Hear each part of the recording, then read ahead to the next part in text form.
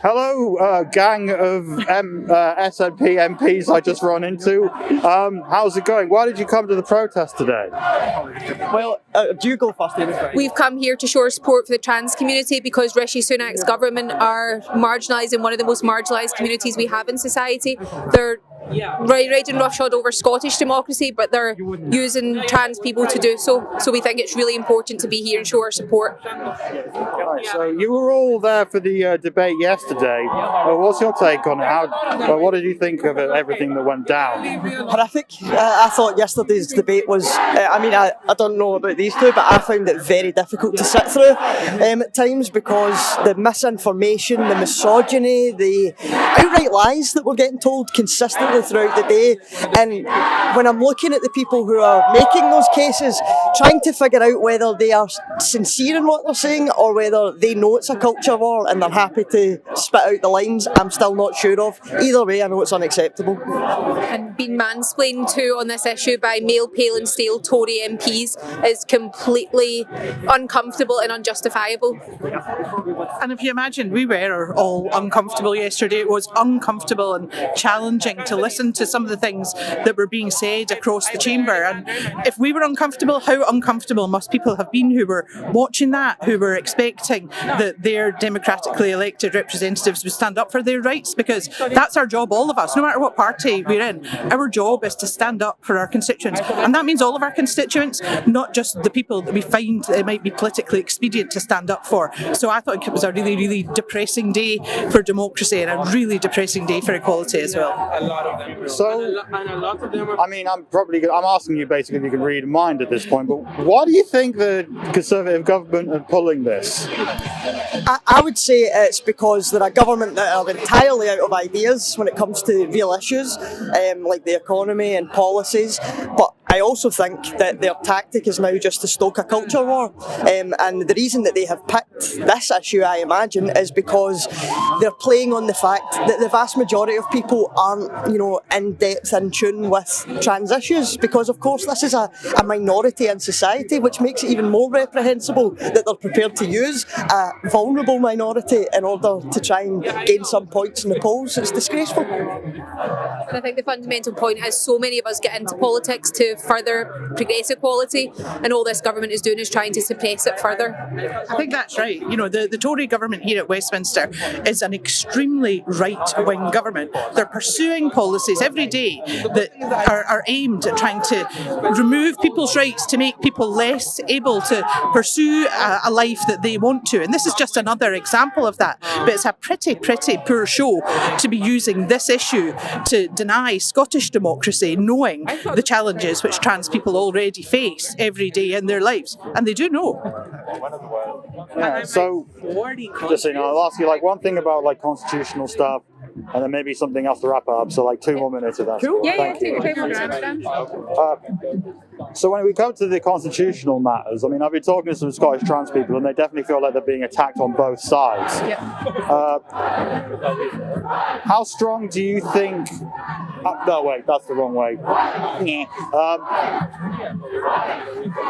When it comes to the people of Scotland, how do you think they're going to respond to? How do you think they have been responding to all of this from the constitutional side? From the constitutional side, I think even just looking at the Scottish Parliament, it's clear that across the political spectrum, people recognise that this is undemocratic, what the UK government are doing. They are actively just outright removing a law that the Scottish Parliament has unanimously passed.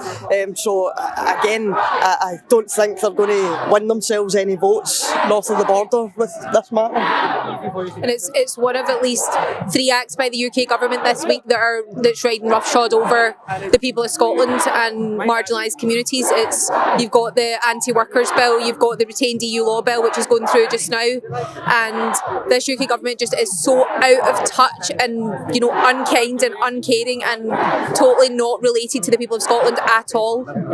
I think that's right. It's another example of the UK government thinking that they are in some way given the right to overrule the wishes of the Scottish people, to override the votes of the Scottish Parliament, and that's plainly anti-democratic. I think that they'll find it's also unsustainable for them. It's not for the UK government to overrule what people in Scotland's representatives have voted for. It's not for them to decide our future either. And I think that people in Scotland looking at this are appalled. The people who I'm speaking to, who may not always have been friends of the independence movement, are absolutely astonished and shocked that the UK government would behave this way. I don't think it is going to go well for them.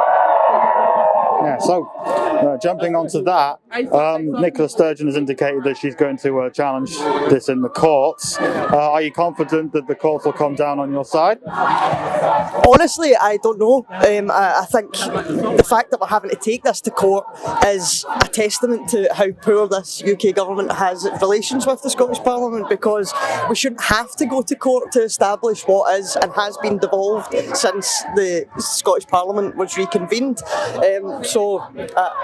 Do you have anything to add to that? Actually, I do. You know, I think that the point about us, we shouldn't be in the position where the First Minister is having to say that or to go down that road. You know, that is a democratic outrage. It's a ridiculous situation to be in. But I think if you look a little bit further at some of the legal issues surrounding this, I had a look at the statement of reasons that the Secretary of State for Scotland eventually published very late yesterday. And I think it is one of the most flimsy documents that I have ever seen. I cannot begin to comprehend why what is in that document would suggest to anyone that there was a need in any way for them to overrule what Scotland's doing. I think it's a shambles, and I think it's a disgrace. And just a final note, that the UK government trampling on the one light that at the end of the tunnel that trans people have had, that the Scottish Parliament have given them, is an utter outrage, and we shouldn't be letting it go on, and we're not going to let it happen. We're going to fight this at every turn.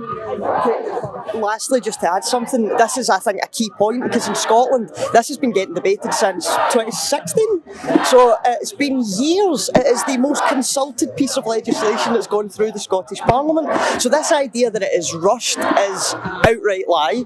And the idea as well that the UK government would wait a number of years, what's that, 7 years basically, to raise any concerns at all, I think shows exactly that they're not genuine. The consultation process. Yep. So they had ample opportunity, but they were too busy with their various leadership contests to actually bother giving a proper contribution to that consultation process, and instead have waited into this last opportunity that they had just before the bill received royal assent to give us any kind of contribution to it, and it's a ludicrous one to do. Cool. Thank you very much for talking to me, everyone. Thank you. Smashing. Cheers.